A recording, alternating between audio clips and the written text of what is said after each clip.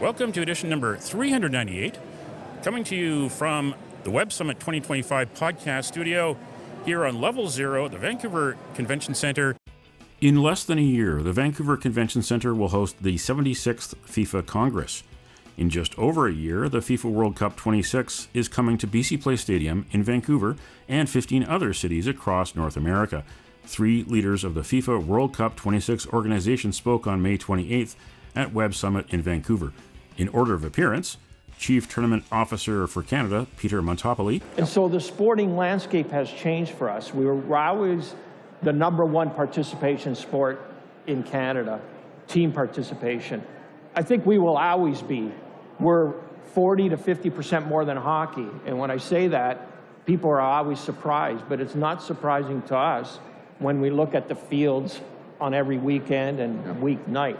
So the sport was on participation track, and now we've taken it to an excellence track with our men's and women's team. I see the sport taking another jump like it did in the last 20 years to the next level, where we are continually competing against Mexico and United States within CONCACAF and the rest of the world.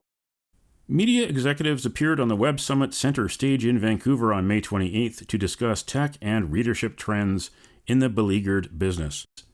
Axios executive editor Kate Marino.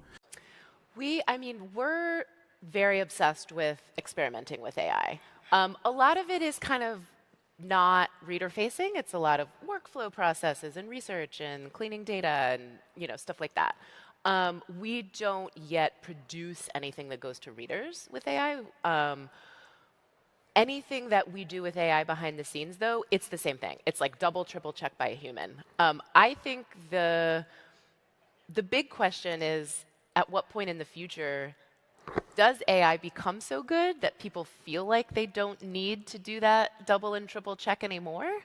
And how do we know when we're there, and what do we do at that time? I think that's kind of the big question that everyone is dealing with right now. But right now it's like, oh wow, did you see that crazy thing that ChatGPT told me when I asked them this question? Like, we all sort of know that we need to double and triple check everything. Most of us do.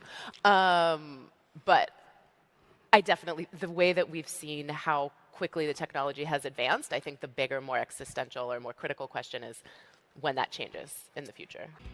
Libby Liu is a former executive with Radio Free Asia and founder of the Open Technology Fund, which funded creation of the Signal encrypted messaging app. You've probably heard about that in the news in recent months. I think nothing's more important than the free press and the ability to get accurate and uncensored information. One of the hallmarks of an authoritarian regime is state-controlled media. And that can be direct, for example, CCTV, or China Radio International, or it can be indirect. And authoritarians have shown us many, many ways that they have co-opted the media. The media's got to stay strong, it's got to stay pure, you got to do your job, and we work closely with our trusted media partners to make sure that the pressure from these giant corporations and from the US government, the President of the United States, will not interfere with the truth. And nothing is more important than giving each individual the ability to make informed decisions about their own lives. I think that's critically important.